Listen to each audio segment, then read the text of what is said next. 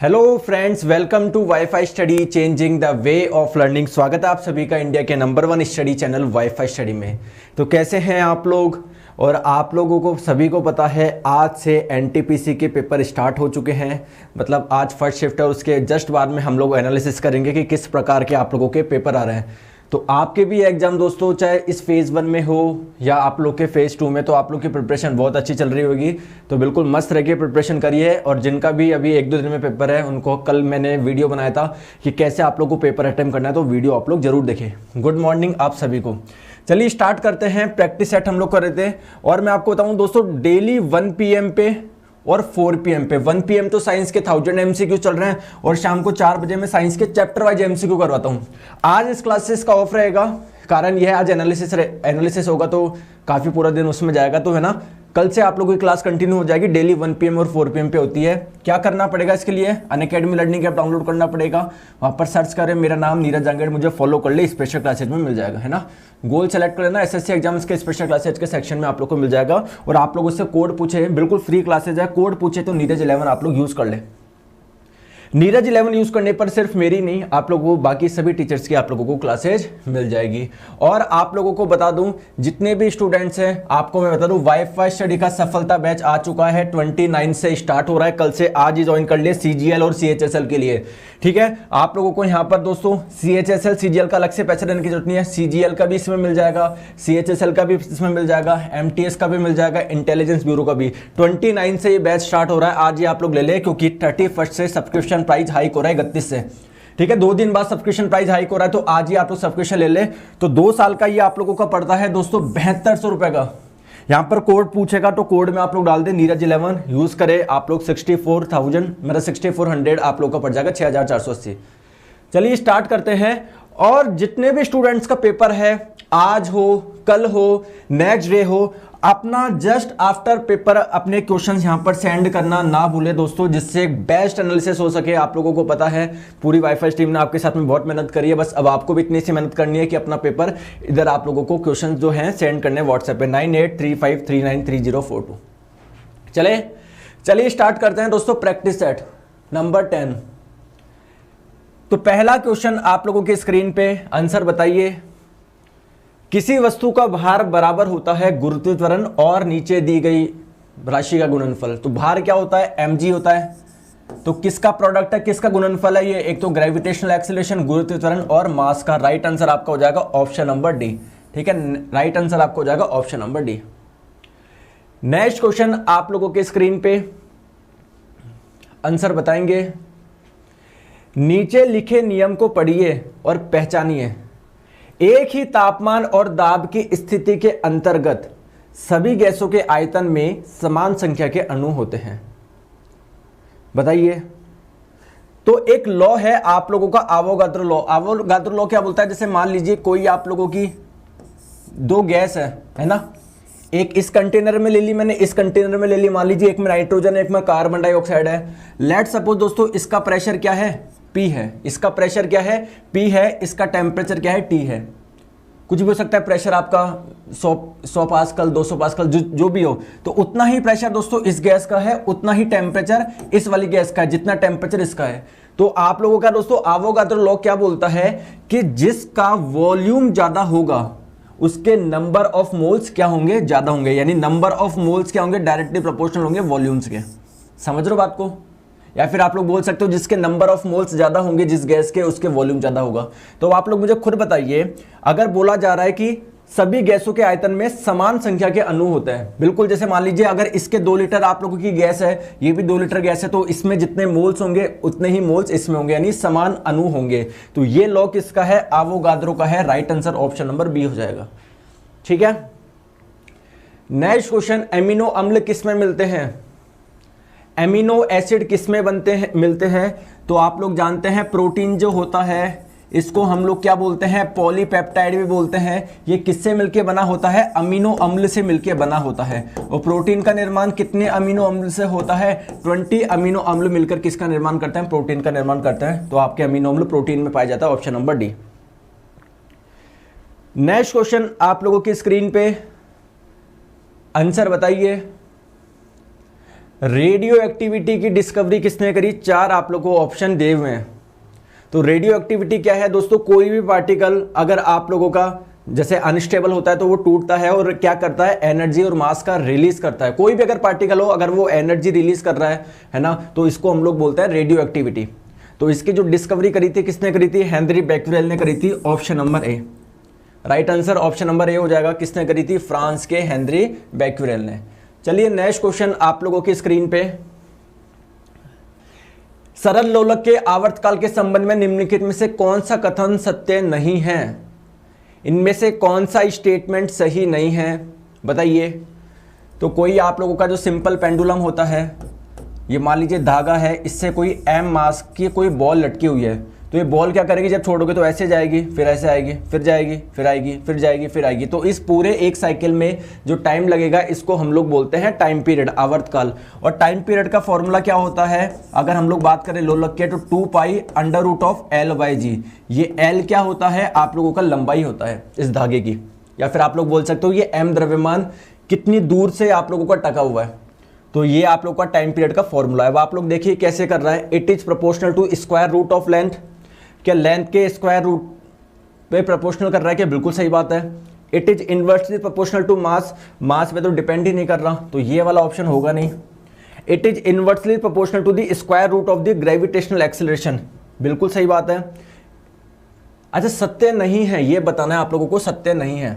Okay चलिए, तो ये लंबाई के वर्गमूल के समानुपाती है, बिल्कुल सही है, ये आप लोगों का ट्रू है। It is inversely proportional to mass. Mass पे तो डिपेंड ही नहीं कर रहा, ये तो आप लोगों का गलत हो जाएगा, इनकरेक्ट है, आप लोगों का फॉल्स हो जाएगा।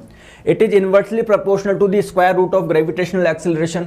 जो गुरुत्वीय त्वरण है उसके वर्गमूल के व्युत्क्रमानुपाती है। क्या बिल्कुल सही है। It does not depend on मास, ये भी सही है। राइट आंसर आपका हो जाएगा ऑप्शन नंबर बी, क्योंकि आप लोगों को इनकरेक्ट बताना था। नेक्स्ट क्वेश्चन आप लोगों की स्क्रीन पे, यूरेनियम विखंडन। देखो ये आप लोगों को क्वेश्चन आरआरबी जेईई में आया था। यूरेनियम का एटॉमिक नंबर क्या होता है? कोई बता सकता है क्या?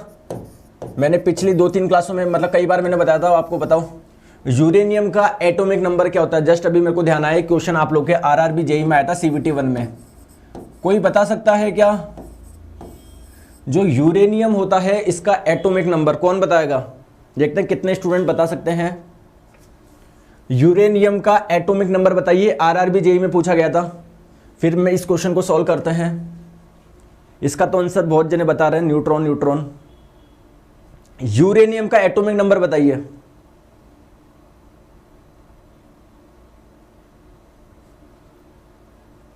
(92) बहुत बढ़िया, ये बताया सबसे पहले चंदन देवंगन जी ने, है ना। 92 बिल्कुल सही है। तो आप लोग जानते हो यूरेनियम का एटॉमिक नंबर होता है 92। और अगर आप लोगों से मास नंबर पूछे, द्रव्यमान संख्या पूछे, तो वो होती है 235। अब होता क्या है यूरेनियम के साथ में, जैसे आप लोग देखिए ये आप लोगों का यूरेनियम का एक एटम है, तो आप लोग ये भी जानते हैं इसकी द्रव्यमान संख्या कितनी है? 235 है। अब आप लोग अगर इसमें एक न्यूट्रॉन डालेंगे तो देखिए 92U235, तो अभी इसमें प्रोटॉन प्लस न्यूट्रॉन की संख्या कितनी है? 235 है। अगर एक न्यूट्रॉन आप लोग डाल दोगे तो क्या हो जाएगा? एटॉमिक नंबर तो 92 ही रहेगा, लेकिन द्रव्यमान संख्या क्या हो जाएगी? 236 हो जाएगी। अब ये क्या होता है, काफी आप लोगों का अनस्टेबल होता है। तो अनस्टेबल होता है, ये छोटे छोटे न्यूक्लियस में टूट जाता है और साथ में 3 नए न्यूट्रॉन निकालता है, समझ रहे हो। फिर ये एक न्यूट्रॉन क्या जाएगा? अगले यूरेनियम के एटम के पास जाएगा, उसको तोड़ेगा।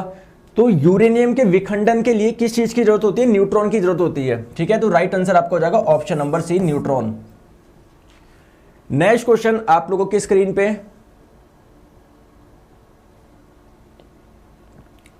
निम्नलिखित में से कौन सी एक सदिश राशि है? सदिश राशि कौन सी होती है जिसको रिप्रेजेंट करने के लिए डायरेक्शन की जरूरत होती है? जैसे आप लोगों को 4 ऑप्शन दिए हैं, जल्दी से मुझे बताइए इसमें से वेक्टर क्वांटिटी आप लोगों को बतानी है। तो मैं आप लोगों को बोलूं कि मेरे पास में इतनी एनर्जी 20 जूल एनर्जी, तो मैं ये थोड़ी बताऊंगा 20 जूल वहां पर है, 20 जूल यहाँ पर। डायरेक्शन की जरूरत तो है नहीं। तो एनर्जी आप लोगों की एक स्केलर क्वांटिटी होती है, वर्क एक स्केलर क्वांटिटी होती है, अदिश राशि होती है। आप लोगों से सदिश राशि पूछी है। तो मोमेंटम संवेग क्या होता है? Mass into velocity. तो अगर आप लोगों को मोमेंटम निकालना है तो आप लोगों को वेलोसिटी पता होनी चाहिए, और वेलोसिटी क्या है? एक वेक्टर क्वांटिटी है। इसके लिए डायरेक्शन चाहिए, तो इसके लिए डायरेक्शन चाहिए, तो इसके लिए भी डायरेक्शन चाहिए। तो मोमेंटम आप लोगों का एक वेक्टर क्वांटिटी हो जाएगा, option number A. Next question, वस्तु की मात्रा बदलने पर अपरिवर्तित रहेगा। अगर आप लोग वस्तु की मात्रा बदलते हो तो क्या अपरिवर्तित रहेगा, किसमें कोई भी चेंज नहीं आएगा, बताइए। तो ये हम लोग बात करते हैं, जैसे मान लीजिए आप लोग मार्केट से कुछ दूध लेकर आए, ठीक है।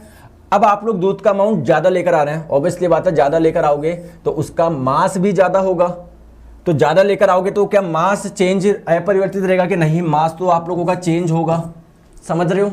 और अगर मात्रा ज़्यादा होगी तो उसका वॉल्यूम भी ज़्यादा होगा, उसका आयतन भी ज़्यादा होगा, ये भी आप लोगों का चेंज होगा। भार क्या होता है, mass into gravitational acceleration m into g, तो m चेंज हो रहा है तो वेट भी चेंज होगा। लेकिन दोस्तों डेंसिटी पे कोई प्रभाव नहीं होता। जैसे मैं बोलता हूँ पानी का घनत्व कितना है, 1000 किलोग्राम पर मीटर क्यूब। अब वो चाहे पानी की एक बूंद हो या आप लोगों का पूरा एक कंटेनर हो बहुत बड़ा, तो पानी की जो डेंसिटी होती है 1000 किलोग्राम पर मीटर क्यूब ही होती है। तो इसको और कितनी अच्छी तरीके से समझ सकते हैं, आओ देखते हैं। जैसे मान लीजिए आप लोग बाजार से दूध लेकर आए, किसका लेकर आए, सरस का दूध लेकर आए। ये दूध की कंपनी है सरस, इसका आप लोग दूध लेकर आए, समझ में आ गया। इसका द्रव्यमान मैंने माना, इसका मास था m, इसका द्रव्यमान मैंने मान लिया m, इसका वॉल्यूम कितना था, v था, समझ गए। आपने क्या करा, घर पे आके इसको आधा आधा कर लिया। मतलब पहले ये मुझे बताओ डेंसिटी क्या होता है, घनत्व क्या होता है। डेंसिटी होता है द्रव्यमान बट्टे आयतन, मास अपन वॉल्यूम। तो डेंसिटी क्या थी, मास अपन वॉल्यूम। अब आप लोग घर पे आए, आपने इसको क्या कर लिया, आधा आधा कर लिया। तो इसको आधा कर लोगे, इसका मास कितना हो जाएगा, m/2 इस वाले पार्ट का, इसका वॉल्यूम भी क्या हो जाएगा, आधा हो जाएगा। इस वाले का भी दोस्तों आधा हो जाएगा, m/2 v/2। तो अब इस वाले पार्ट की डेंसिटी क्या होती है, डेंसिटी होती है मास अपॉन वॉल्यूम। इसका मास कितना है, m/2, इसका वॉल्यूम क्या है, v/2। तो 2 से 2 कटा, वही आप लोग का m/v आ रहा है। तो पहले जो डेंसिटी थी अब भी वही डेंसिटी है, समझ रहे हो। तो राइट आंसर आपका हो जाएगा option number D. Next question आप लोगों की स्क्रीन पे आंसर बताएंगे।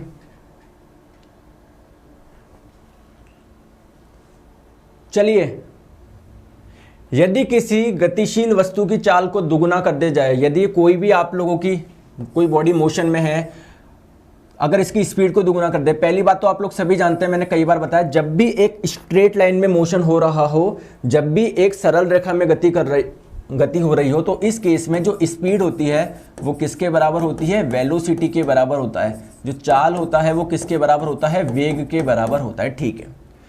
अब चाल को दुगुना कर दिया तो देखिए काइनेटिक एनर्जी क्या होती है आप लोग की, हाफ mv²। चाल को दुगुना कर दिया, या बोल लो आप वेलोसिटी को दुगुना कर दिया। तो अब इसको v की जगह जब आप लोग 2v करोगे तो 2v का स्क्वायर क्या हो जाएगा, 4mv² हो जाएगा, हाफ m 4v²।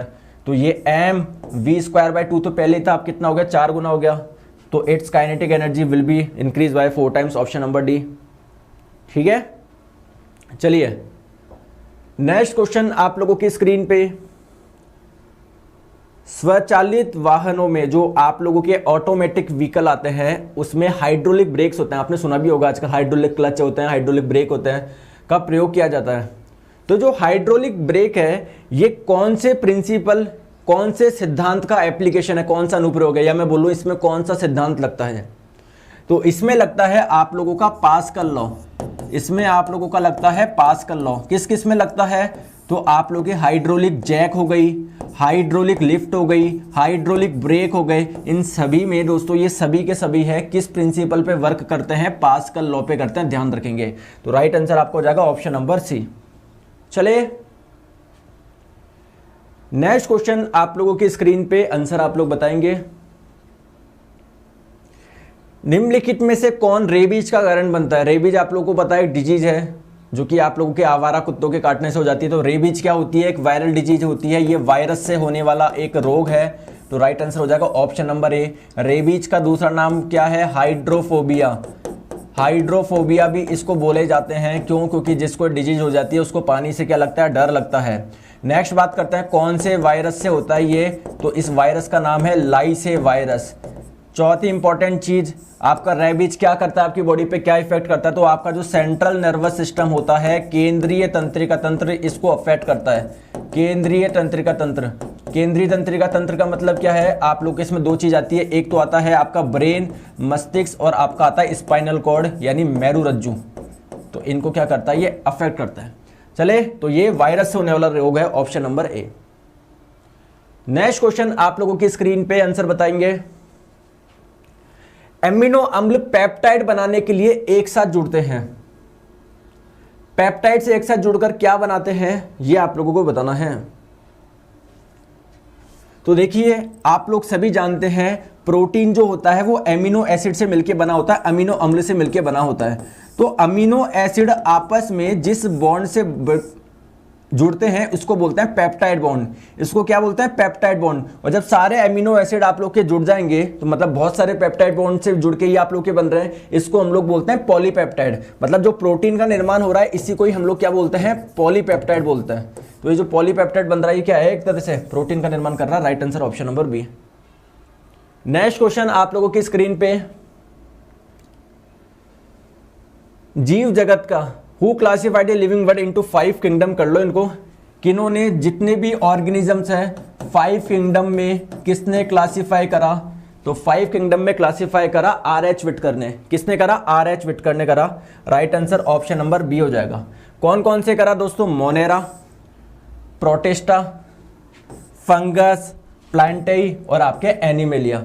तो किसमें क्या क्या रखा? अगर हम लोग बात करें मोनेरा की तो इसमें यूनिसेल्युलर आपके ऑर्गेनिज्म से, यूनिसेल्युलर क्या होता है? जो आप लोगों के एक सेल से मिलके बने होते हैं। क्लियर है? चलिए, और ये आपके प्रोकैरियोटिक सेल्स होते हैं। प्रोकैरियोटिक का मतलब क्या होता है? जिसमें न्यूक्लियस वेल डेवलप्ड नहीं होता, जिसमें केंद्रक आप लोगों का अच्छे से विकसित नहीं होता। और प्रोकैरियोटिक के क्या होते हैं? दो ही तो एग्जांपल्स होते हैं दोस्तों प्रोकैरियोटिक के। कौन कौन से होते हैं? बैक्टीरिया और आर्के होती है। ठीक है, चलिए, तो ये मोनेरा में क्या क्या आएंगे? आप लोग के यूनिसेल्युलर प्रोकैरियोटिक आएंगे। इसके एग्जांपल क्या हो जाएंगे? बैक्टीरिया और आर्के हो जाएंगे। समझ रहे हो बात को? अगर बात करें प्रोटिस्टा, तो प्रोटिस्टा भी आप लोगों के यूनिसेल्युलर ही है, यानी एक कोशिका से बने हुआ जीव ही है। और लेकिन इनमें जो आप लोगों की सेल होती है वो सुकेंद्रीय होती है। कहने का मतलब है यूकैरियोटिक होता है। यूकैरियोटिक का मतलब क्या होता है? जिसमें न्यूक्लियस आप लोग का वेल डेवलप्ड होता है। तो इसके एग्जाम्पल कौन कौन से हो जाएंगे? आप लोग के प्रोटोजोआ हो जाएगा, अमीबा, पैरामीशियम। ठीक है, तो ये आप लोग इसके एग्जाम्पल ध्यान रखें। नेक्स्ट क्वेश्चन आप लोगों की स्क्रीन पे, अब आपको जो 5 किंगडम मैंने बताया उसमें से कौन से किंगडम में, कौन से जगत में आप लोग सभी जीवों को रखेंगे जो कोशिका भित्ति के साथ बहुकोशिकीय होंगे? तो बहुकोशिकीय होंगे तो आप लोगों को एक चीज तो समझ में आ गया कि मोनेरा ऑप्शन में नहीं हो सकता, क्योंकि मोनेरा में कौन से होते हैं? यूनिसेल्युलर होते हैं। प्रोटिस्टा में कौन से होते हैं? यूनिसेल्युलर होते हैं। तो दो ऑप्शन तो आप लोगों ने ऐसे हटा दिए, मोनेरा और आपका प्रोटिस्टा। दो ऑप्शन तो आप लोगों ने ऐसे हटा दिए। अब देखिए, जिसमें सेल वॉल पाई जाती है, आप लोगों को पता है जो एनिमल होते हैं उनकी सेल में सेल वॉल नहीं पाई जाती, कोशिका भित्ति नहीं पाई जाती, तो ये वाला ऑप्शन होगा नहीं। सेल वॉल आप लोग के प्लांट्स में पाई जाती है। तो राइट आंसर आपको जाएंगे option number B, Plantae. Clear? चलिए आगे। नेक्स्ट क्वेश्चन आप लोगों की स्क्रीन पे आंसर बताएंगे। कैवेलियर स्मिथ ने जीवों को डैश जगत में वर्गीकृत किया।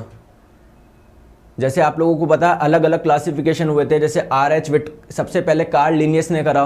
उन्होंने जितने भी जीव थे उनको 2 किंगडम में क्लासिफाई करा। फिर आर.एच. विटकर ने कितनों में करा? 5 में करा। तो सिमिलरली आप लोगों से पूछा गया है कैवेलियर स्मिथ ने जीवों को कितने जगत में वर्गीकरण किया? बताइए। तो इन्होंने किया दोस्तों 6 किंगडम में। मैं आप लोगों को पूरी हिस्ट्री बता देता हूं। यहां पर आप लोग देख पा रहे होंगे। तो सबसे पहले जो क्लासिफिकेशन किया वो कार्ल लिनियस ने करा 1735 में, और इसलिए इनको वर्गीकरण का जनक भी बोला जाता है, फादर ऑफ टैक्सोनॉमी भी इनको बोला जाता है। इन्होंने कितना वर्गीकरण में, मतलब कितने किंगडम में किया था? इन्होंने 2 किंगडम में किया था। क्लियर है क्या? इसके बाद में दोस्तों हैकल ने, मैं जिस पे ये कर रहा हूँ गोला वो आपको ध्यान रखना, हैकल ने कितना दिया? 3 किंगडम। कौन कौन से? Protist, plant, animal.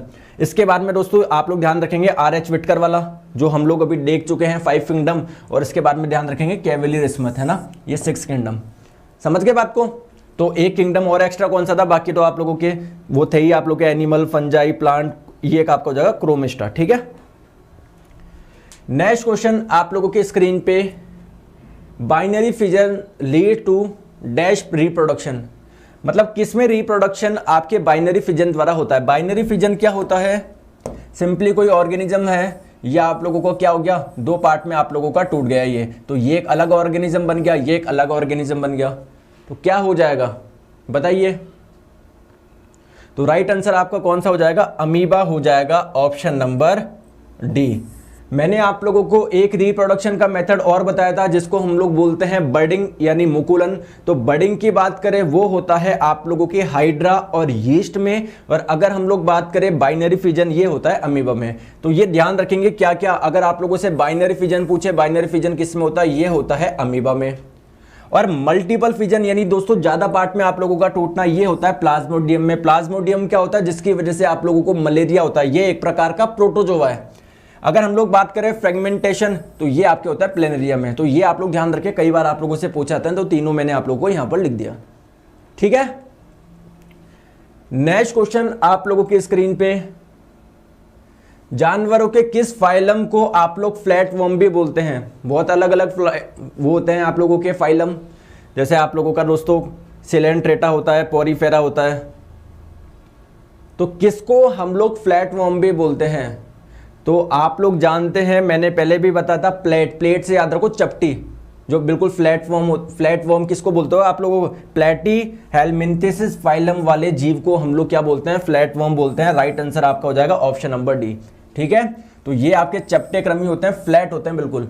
फ्लैट का मतलब क्या है दोस्तों? प्लेट से याद रखो, प्लेट से आप लोग, जैसे प्लेट आपकी फ्लैट होती ना, तो ये आपके फाइलम वाले जो होते हैं प्लेटी हेलमिंथेसिस, इनको हम लोग फ्लैटवर्म भी बोलते हैं। राइट आंसर आपको हो जाएगा option number D. Next question, animal belonging to dash group have jointed legs. तो जॉइंटेड लेग्स किस में होते हैं, कौन से फाइलम वाले जीवों में होते हैं? तो आप लोग जानते हैं ऑर्थ्रो का मतलब होता है जॉइंटेड, पौडा का मतलब होता है दोस्तों पैर, मतलब जिनमें पैर जुड़े होते हैं। जैसे आप लोगों का कॉकरोच हो गया, कॉकरोच अगर आप लोग उल्टा करके देखोगे कॉकरोच को, तो उसके पैर कैसे होते हैं दोस्तों? जुड़े हुए होते हैं। हमारे पैर जुड़े हुए थोड़ी आपस में, इसके ये पैर आपस में क्या होते हैं? जुड़े हुए होते हैं।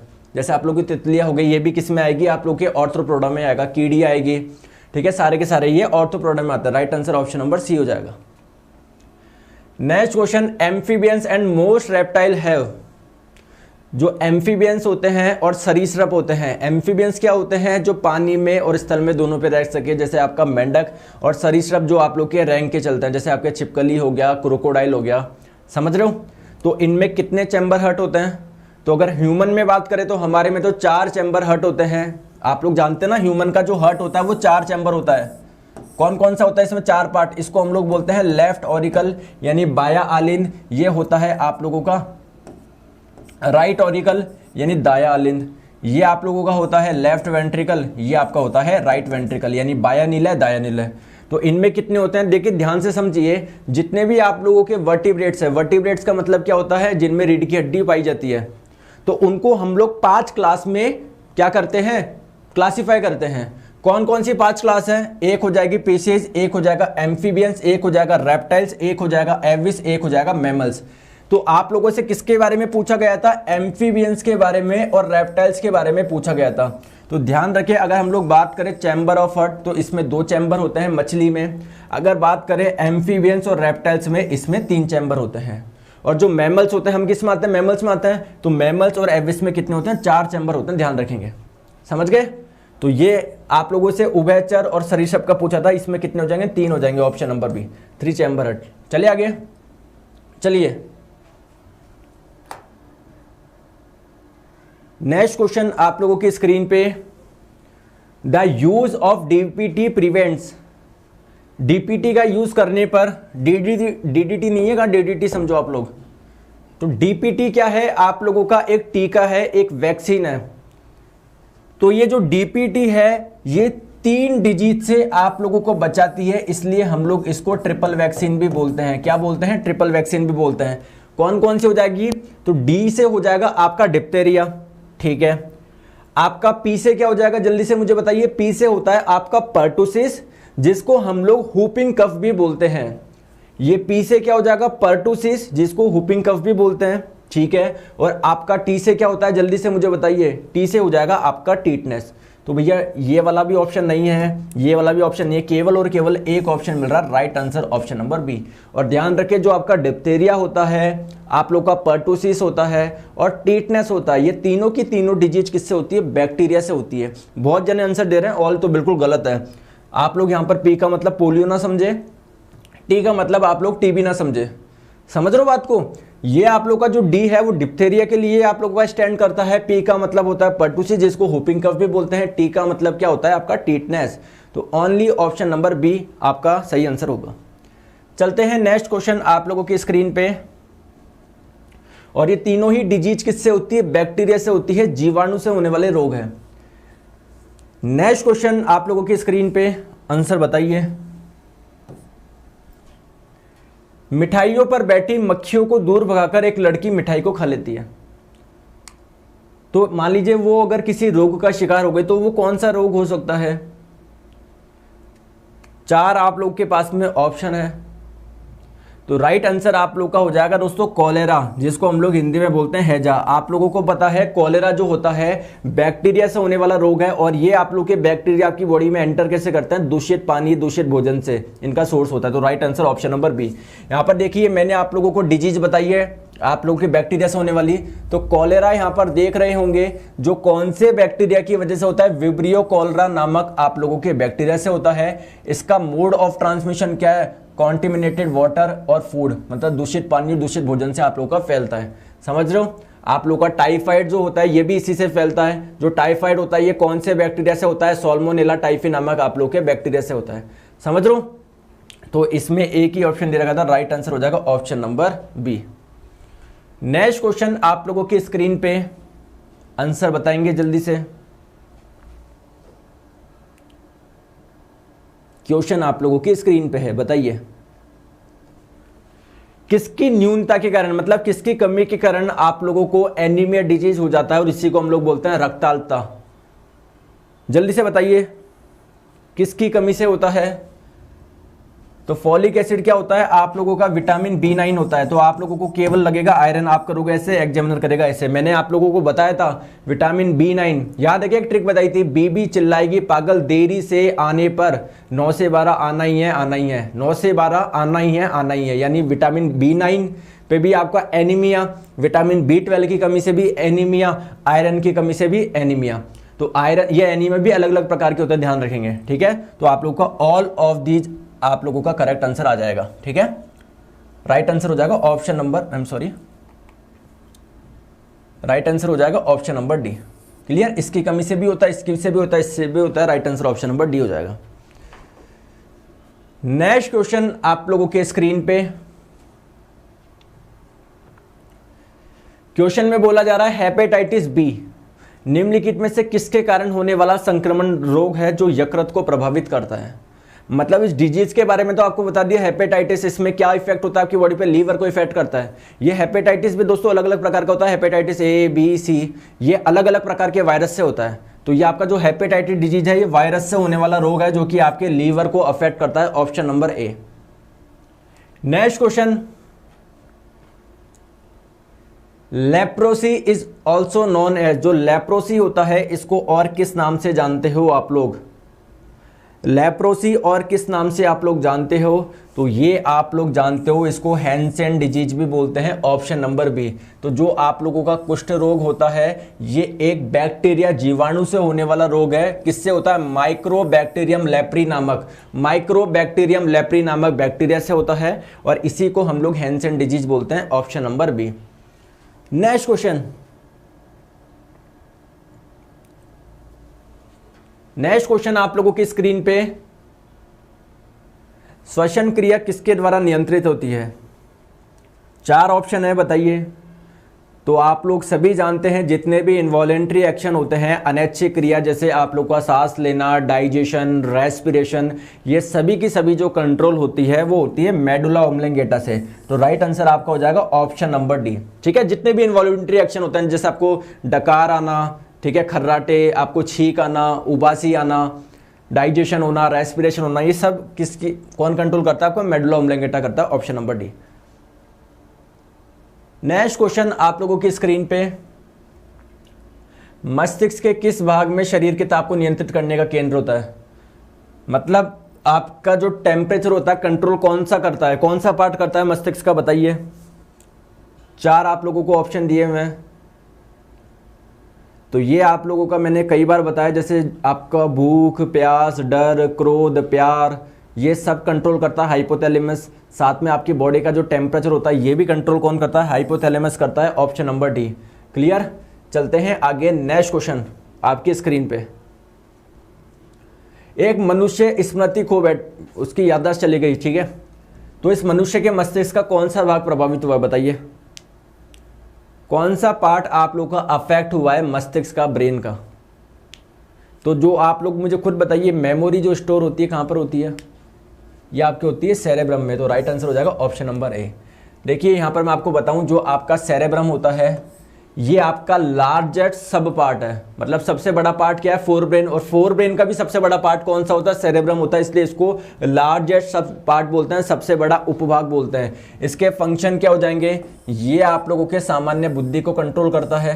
क्लियर। और आपकी मेमोरी को कौन कंट्रोल करता है, यही करता है। तो याददाश्त जाने पर क्या हो जाएगा, कौन सा वाला आप लोगों का पार्ट प्रभावित हुआ है, सेरेब्रम। ऑप्शन नंबर ए।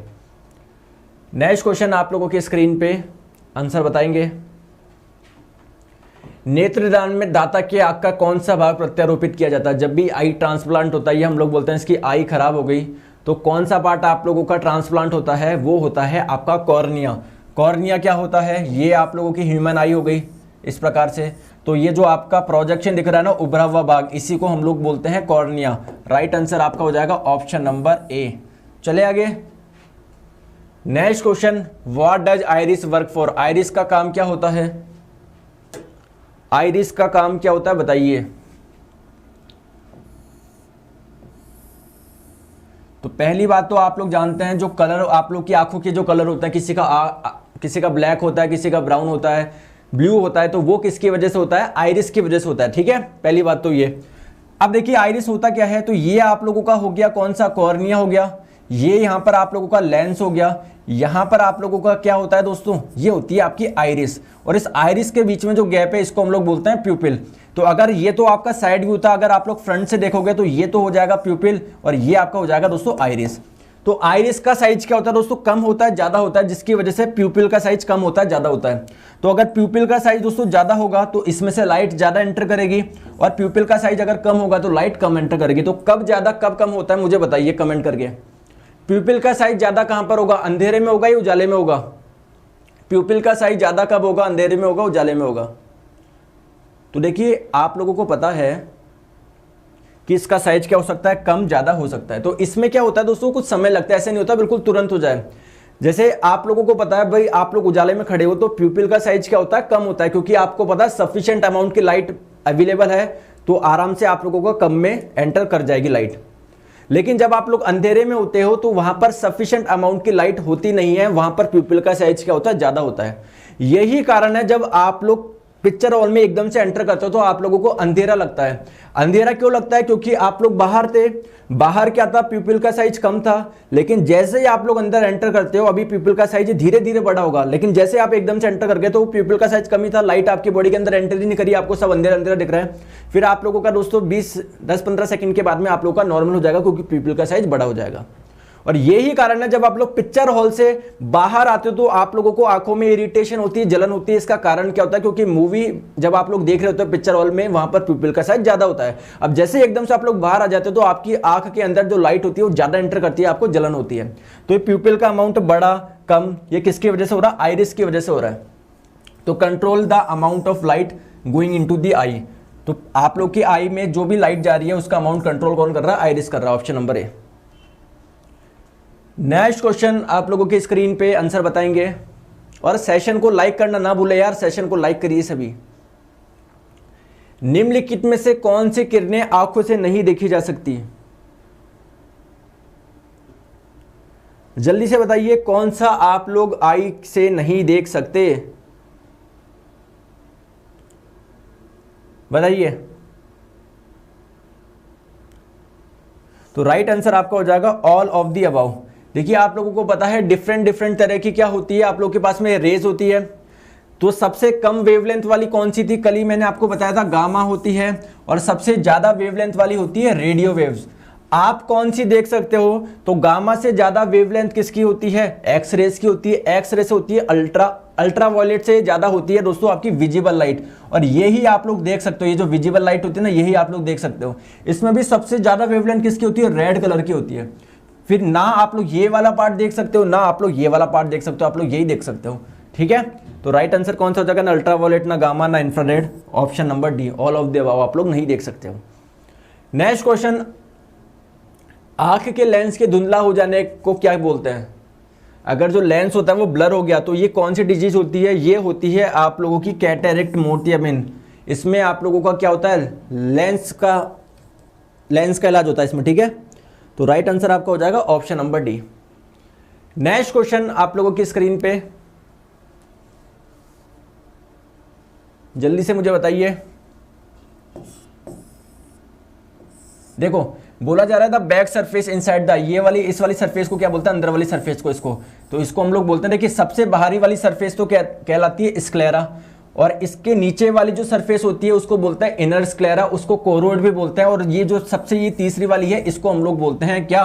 रेटिना। जो इमेज होती है वो रेटिना पर ही बनती है। तो राइट आंसर आपका हो जाएगा option number B, retina. Next question, सबसे अधिक अपवर्तनांक वाला आंख का भाग है, बताइए। सबसे अधिक अपवर्तनांक कौन से वाले पार्ट का है? तो अगर हम लोग बात करें इस ह्यूमन आई की, तो ध्यान रखिए आप लोग, जैसे ये ह्यूमन आई है, ठीक है, ये आप लोग का लेंस होता है, यहाँ पर सिलेरी मसल्स होती है। तो यहाँ पर एक लिक्विड फिल क्या होता है, यहाँ पर देख पा रहे हो, जिसको हम लोग बोल रहे हैं एक्विसिस ह्यूमर। और आप लोगों के लेंस और इस रेटिना के बीच में भी दोस्तों एक लिक्विड होता है जिसको हम लोग बोलते हैं विट्रेस ह्यूमर। हिंदी में इसको बोला जाता है काचाभ द्रव। तो अगर विट्रेस ह्यूमर की बात करें तो इसका अपवर्तनांक कितना है? 1.34। इसका भी 1.34। कॉर्निया की बात करें 1.38। लेंस की बात करोगे 1.41। सबसे ज्यादा किसका है? लेंस का है। Right answer option number C, lens. Next question आप लोगों की स्क्रीन पे, किसी तंत्रिका कोशिका के और दूसरी तंत्रिका कोशिका की संधि को क्या बोलते हैं? मतलब एक न्यूरॉन होता है ना दोस्तों, एक न्यूरॉन दूसरे न्यूरॉन से जो जुड़ा होता है, जॉइंट को हम लोग क्या बोलते हैं? सिनेप्स बोलते हैं। राइट आंसर आपका हो जाएगा ऑप्शन नंबर सी, सिनेप्स बोलते हैं। देख लीजिए आप लोग, ये आप लोगों का एक न्यूरॉन हो गया, ये दूसरा न्यूरॉन हो गया, ये जो जॉइंट है इसको हम लोग बोलते हैं synapse, option number C. Next question आप लोगों की स्क्रीन पे आंसर बताइए।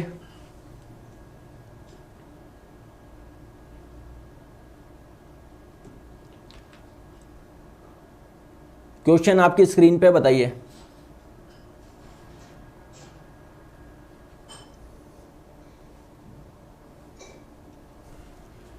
यदि पृथ्वी की त्रिज्या 1% घटा दी जाए तो जी पर क्या प्रभाव पड़ेगा? बताइए। 4 आप लोग को ऑप्शन दिए हुए हैं। तो ये अर्थ है, मान लीजिए अर्थ का मास है m, अर्थ की रेडियस है r। तो यहां पर जो गुरुत्वीय त्वरण का फॉर्मूला होता है वो क्या होता है? Capital G into capital M upon R square. समझ रहे हैं बात लोगों आप? अब आप लोग मुझे खुद बताइए, कैसे भी अर्थ की रेडियस अगर बढ़ जाए, अगर ये वाला पार्ट बढ़ जाएगा तो गुरुत्वीय त्वरण क्या होगा? कम होगा या नहीं होगा? अच्छा, लेकिन बोल रहा घटा दिया जाए, ओके, घटाने की बोल रहा। देखो अगर बोला जा रहा है पृथ्वी की त्रिज्या कम कर दे, कैसे भी अगर आप लोग कम कर दे, तो अगर ये कम कर देंगे तो गुरुत्वीय त्वरण क्या हो जाएगा? बढ़ जाएगा। तो 1% से घटाओ या 4% से घटाओ, 10% से घटाओ, गुरुत्वीय त्वरण आपका बढ़ेगा ही बढ़ेगा। Will increase, option number A इसका करेक्ट आंसर हो जाएगा। चलते हैं आगे नेक्स्ट क्वेश्चन पे।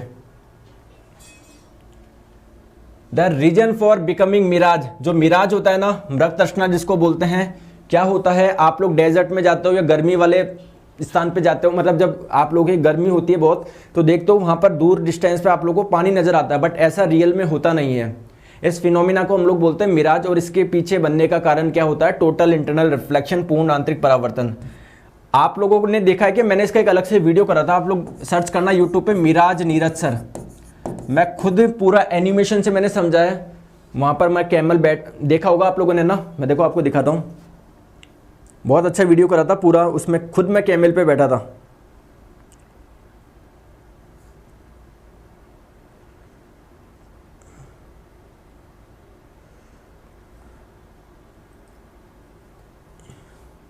ये देखिए खुद मैं कैमल पे बैठा दिख रहा हूँ मैं आपको?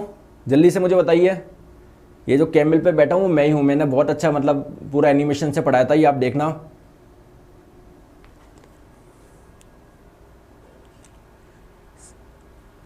चले आगे। ये देखिए बिल्कुल पूरा एनिमेशन से हम लोगों ने करा था, ये वाईफाई स्टडी यूट्यूब चैनल पे डला हुआ है, आप लोग देखना इस मिराज को। तो बहुत अच्छा ये वीडियो हुआ था ना। तो अब तो मैं उसको पूरा डिटेल में नहीं बता सकता कि ऐसे होता है, क्यों टोटल इंटरनल रिफ्लेक्शन होता है, वो इतना टाइम नहीं है अपने पास में। अगर किसी को देखना है कैसे होता है वो वीडियो देख लेना, बाकी अभी आपको इतनी जरूरत नहीं है ना। तो राइट आंसर कौन सा हो जाएगा, total internal reflection, option number A. Next question आप लोगों की स्क्रीन पे। सर आप बोलते कुछ हो, ऑप्शन और लगा देता हूँ। अरे हाँ, कल एक गलती हो गई थी, रिफ्लेक्शन बोला मैंने, रिफ्लेक्शन गलती से स्कैटरिंग पे क्लिक कर दिया। कुछ बच्चे कमेंट करे बाद में, सर वन करेक्शन। करेक्शन तब बोलो कि जब मैंने पढ़ाया गलत हो, उसको करेक्शन नहीं बोलते कि ना मैंने बोल रहा हूँ टोटल इंटरनल रिफ्लेक्शन, गलती से हमने बोल दिया, मतलब गलती से इस पर टिक कर दिया, तो that is not a correction. Correction उसको बोलते हैं कि मैंने बता ही गलत दिया। तो गलत बताते नहीं हो, बस होता ही है कि मान लीजिए जब जल्दीबाजी में कभी एक ही जगह सी पर टिक कर दिया, बताया तो सही है ना आपको टोटल इंटरनल रिफ्लेक्शन। चलो नेक्स्ट क्वेश्चन आप लोगों की स्क्रीन पे बताइए। वायु के सापेक्ष किसी द्रव का क्रांतिक कोण 45 डिग्री है तो उसका अपवर्तनांक क्या होगा, बताइए। तो फॉर्मूला क्या है, किसी भी मीडियम का रिफ्रैक्टिव इंडेक्स निकालने का, उसका अपवर्तनांक निकालने का, चाहे पानी हो ग्लास हो, तो रिफ्रैक्टिव इंडेक्स निकालने का फॉर्मूला एक तो आप लोग जानते हो म्यू बराबर C/V होता है, ये मैं बता चुका हूं। C क्या होता है, प्रकाश का वेग होता है जो होता है 3 × 10⁸ मीटर पर सेकेंड। और जिस भी मीडियम का रिफ्रैक्टिव इंडेक्स निकाल रहे हो उस मीडियम में प्रकाश की चाल कितनी है, जैसे मैंने आपको बोला कि ग्लास का निकालो, तो ग्लास में प्रकाश की चाल होती है 2 × 10⁸। तो एक तो आप लोगों के पास में ये फॉर्मूला होता है 3 × 10⁸ अपॉन 2 × 10⁸, तो आप लोग बोल दोगे 1.5 होता है। ठीक है, चलो वो छोड़ो। तो ये वाला तो ऐसा तो कुछ दे नहीं रखा। एक और होता है म्यू = 1/sin⁻C, जहां पर C क्या होता है, क्रिटिकल एंगल होता है, क्रांतिक कोण होता है। तो बताइए क्रांतिक कोण कितना दे रखा है, 45 डिग्री। आपको रिफ्रैक्टिव इंडेक्स निकालना है, तो म्यू = 1/sin⁻C। C का मान 45 है, sin 45 कितना होता है, 1/√2 होता है। ये ऊपर जाएगा तो आपका हो जाएगा √2। ऑप्शन नंबर ए, ऑप्शन नंबर ए। ठीक है, चले आगे। क्या बोल रहे हो, जी बढ़ने से, अरे अच्छा, ओके, विल इंक्रीज, वही गलती कर दी मैं बोलता हूँ, मैंने इधर लिख दिया जी बढ़ेगा और इधर क्लिक कर रहा हूँ, ये पे ना बी होगा, बी विल इंक्रीज। ठीक है सर, जी बढ़ जाएगा त्रिज्या घट जाने से, सही कीजिए आज भी। चलो माफ़ी चाहते हैं, चलो आ जाओ। एग्जाम एनालिसिस करवाओगे सर, बिल्कुल करवाएंगे, क्यों नहीं करवाएंगे। आपके साथ में जब इतने 2 साल से मेहनत कर रहे हैं और आपसे एग्जाम नहीं एनालिसिस नहीं करवाएंगे। चलिए, प्रकाश के लिए निम्नलिखित कथनों में से कौन सा गलत है, which of the following statement is incorrect. Incorrect कौन सा इसमें से बताइए। तो होता क्या है, आप लोग जानते हैं जो लाइट है एक प्रकार की इलेक्ट्रोमैग्नेटिक वेव्स है, मतलब जो वेव्स होती है, तरंगे होती है, 2 प्रकार की होती है, आप लोग सभी जानते हैं। एक होती है मैकेनिकल वेव, एक होती है इलेक्ट्रोमैग्नेटिक वेव। इलेक्ट्रोमैग्नेटिक वेव यानी विद्युत चुंबकीय तरंगे कौन सी होती है, जिनको आगे चलने के लिए माध्यम की जरूरत नहीं होती। जैसे आप लोगों को लाइट, तो लाइट भी क्या है, एक प्रकार की इलेक्ट्रोमैग्नेटिक वेव है। It move faster than the speed of sound, बिल्कुल सही बात है। साउंड की स्पीड तो कितनी होती है, 344 मीटर पर सेकंड होती है अगर एयर की बात करें, जबकि आप लोगों की इसकी लाइट की कितनी होती है, 3 × 10⁸ मीटर पर सेकंड। तो ये तो ट्रू है, आप लोगों को गलत बताना, ये तो ट्रू है। It can pass through vacuum, क्या ये वैक्यूम में से ट्रेवल कर सकती है, बिल्कुल सही बात है, ये भी ट्रू है। It can not pass through vacuum, ये गलत है ना, कर सकती है, ये आप लोगों का गलत है, फॉल्स है। तो गलत ही बता रहा हूं, तो राइट आंसर आपका ऑप्शन नंबर सी हो जाएगा। चलिए सर, आरआरबी एनटीपीसी का पेपर डिस्कस कीजिएगा आज का, प्लीज। बिल्कुल करेंगे दोस्तों, 10:30 से 12 पेपर है, 12 बजे आप लोगों का प्रॉपर एनालिसिस होगा सब सब्जेक्ट का। नेक्स्ट क्वेश्चन आप लोगों की स्क्रीन पे, मछुआरे को तालाब के किनारे मछली को भाले से मारने की कोशिश में उसे क्या करनी चाहिए। अब देखिए होता क्या है, जैसे मान लीजिए ये आप लोगों का क्या है, कोई स्विमिंग पूल है, इसमें कोई सिक्का रखा हुआ है ना, इसमें कोई मान लीजिए सिक्का रखा हुआ है। देखो कोई ये मान लीजिए आपका कंटेनर मान लो, इसमें क्या भरा हुआ है, पानी भरा हुआ है, और इसमें क्या रखा हुआ है, एक सिक्का रखा हुआ है, सिक्का रखा हुआ है, सिक्का। तो होता क्या है, मान लीजिए दोस्तों, इससे एक प्रकाश की किरण निकली ऐसे, इससे एक प्रकाश की किरण निकली ऐसे। तो वाटर क्या है, एक डेंसर मीडियम है, सघन माध्यम है, और ऊपर क्या है, एयर जो कि एक रेयर मीडियम है। तो ये तो आपका बन जाएगा नॉर्मल, जहाँ पर टच करा, और आपको पता है इसको जाना चाहिए था ऐसे, लेकिन जब भी लाइट रे डेंसर से रेयर में जाती है तो नॉर्मल से दूर हट जाती है। तो ये आपको जाना चाहिए था ऐसे, लेकिन नॉर्मल ये नॉर्मल से दूर हट जाएगी, ऐसे जाएगी। समझ रहे हो बात को? और अगर हम लोग बात करें कोई प्रकाश की किरण बिल्कुल सीधे जाएगी तो वो सीधे ही निकल जाती है। तो ये जो भी व्यक्ति यहाँ पर होगा उसको क्या लगेगा कि प्रकाश की किरण यहाँ से आ रही है, तो ये सिक्का इसको ऊपर उठा हुआ दिखाई देगा। तो सिक्का ऊपर उठा हुआ दिखाई देने का कारण क्या होता है? रिफ्रैक्शन ऑफ लाइट, प्रकाश का अपवर्तन। तो सेम वो चीज बोल रहे हैं, मछुआरे को तालाब किनारे मछली को भाले से मारने के लिए कोशिश क्या करनी चाहिए? तो एक्चुअली में जो मछुआरा है उसको मछली यहां पर लग रही होगी, ठीक है, लेकिन मछली की एक्चुअल पोजीशन क्या होगी? नीचे होगी। अपवर्तन के कारण ये ऊपर उठा हुआ दिखाई देती है। क्लियर? तो मछली की एक्चुअल पोजीशन ये होगी, ये एक्चुअल पोजीशन है, वास्तविक स्थिति है, और ये वर्चुअल पोजीशन। ऐसा आभास हो रहा है कि मछली यहां पर है, लेकिन रियल में मछली कहां पर है? यहां पर है। कोशिश में क्या करनी चाहिए? Must focus below the fish, ठीक है, ऑप्शन नंबर ए। समझ में आ गया? क्लियर? नेक्स्ट क्वेश्चन आप लोगों की स्क्रीन पे आंसर बताएंगे।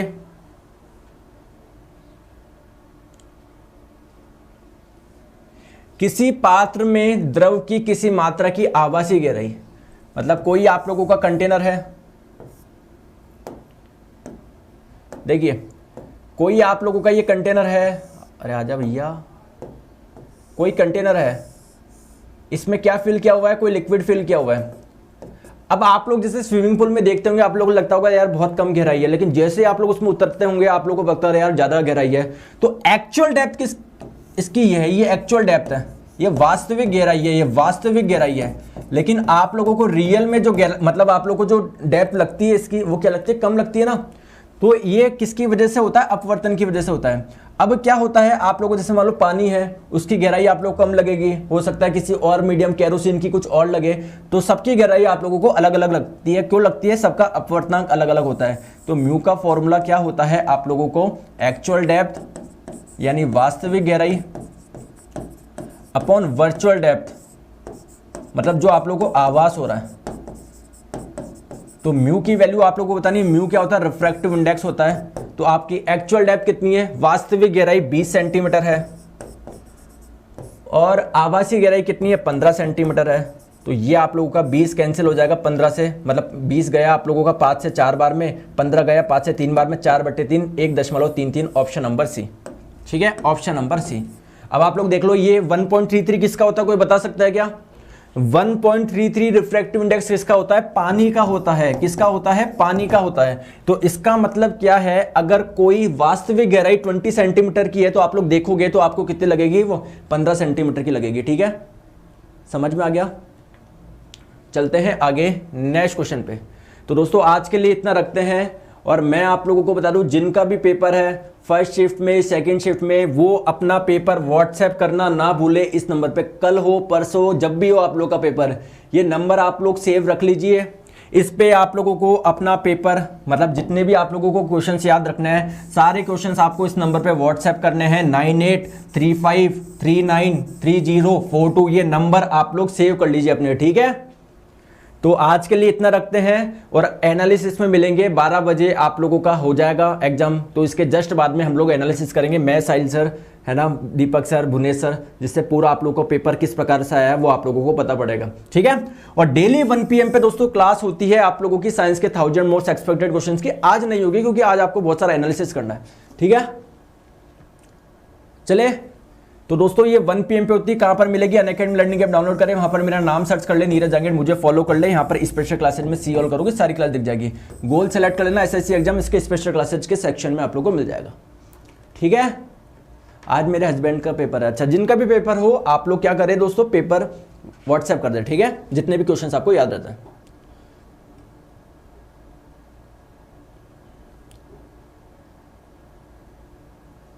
चले दोस्तों, और आप लोगों से अगर नए यूजर हो तो आप लोगों से कोड पूछा जाता है, तो कोड आप लोग डाल दीजिए, नीरज 11 अनलॉक आप लोग कर दीजिए। और ये आप लोगों का वाईफाई स्टडी की तरफ से एक सफलता बैच आ चुका है। 29 तारीख से आप लोग का स्टार्ट हो रहा है। जो भी CGL CHSL की तैयारी कर रहे हो, शानदार एक बैच आया है। यहाँ पर आप लोग देखिए जितने भी बैचेस चल रहे हैं वाईफाई स्टडी की तरफ से, वो तो आप लोगों को मिलेंगे ही मिलेंगे। और फायदे क्या है, सारे कोर्स मिल जाएंगे आपको। मतलब इंडिविजुअल कोर्स, मेरे कोर्स तो मिलेंगे ही, वाईफाई स्टडी के सभी टीचर्स के कोर्स मिलेंगे ही। इंडिया में जितने भी एजुकेटर्स पढ़ा रहे हैं एसएससी एग्जाम्स में, अगर आप लोग एसएससी एग्जाम्स का सब्सक्रिप्शन लोगे, सारे कोर्स आप लोग को मिल जाएगा। यहाँ पर आप लोग को दोस्तों टेट सीरीज में मिलती है, लाइव डाउट क्लियरिंग सेशंस में मिलते हैं, हर क्लास की पीडीएफ भी होती है, इंग्लिश हिंदी दोनों में आप लोगों को मिलेगा। तो जितने भी बैचेस हो चुके हैं कंप्लीट, वो भी आप लोग एक्सेस कर सकते हो, ठीक है। आप लोग को 14,755 कोर्स मिलते हैं। देखो जीके के 825 कोर्स है, एनटीपीसी का भी आप लोगों को मेंस देना है, फिर मत बोलना सर जीके कहां से करें, वहां तो इतने नंबर की आएगी, 50 नंबर की आएगी। तो अभी आप लोग तैयारी कर लो बेस्ट, क्योंकि 31 तारीख से क्या हो रहा है, सब्सक्रिप्शन हाइक हो रहा है। तो एसएससी एग्जाम का सब्सक्रिप्शन करोगे तो 24 महीने का है दोस्तों 7200 रुपए का। कितने का? 7200 रुपए का। हैव रेफरल कोड पूछेगा, नीरज 11 डाल देना। क्या डाल लोगे? नीरज 11। या तो कोई कोड लगा हुआ होगा, नहीं लगा हो, मतलब कोई भी कोड हो तो उसको हटा के नीरज 11 डाल देना है। या तो नीरज 11 लगा रहेगा, नहीं है तो आप लोग नीरज 11 लगा के प्रोसीड टू पे कर देंगे, ये आपको पड़ जाएगा 6480 रुपए का। ठीक है दोस्तों। हाँ, तो आज 1 बजे और 4 बजे क्लास नहीं होगी। आज आप लोग आराम करिए, अपने जो भी नए क्वेश्चन आएंगे उसका आप लोग देखिए, मजे उठाए ना, देखते हैं किस प्रकार से क्वेश्चन आपके आते हैं। तो थैंक यू सो मच। इस क्लास की पीडीएफ आपको कमेंट के नीचे मिल जाएगी। ओके,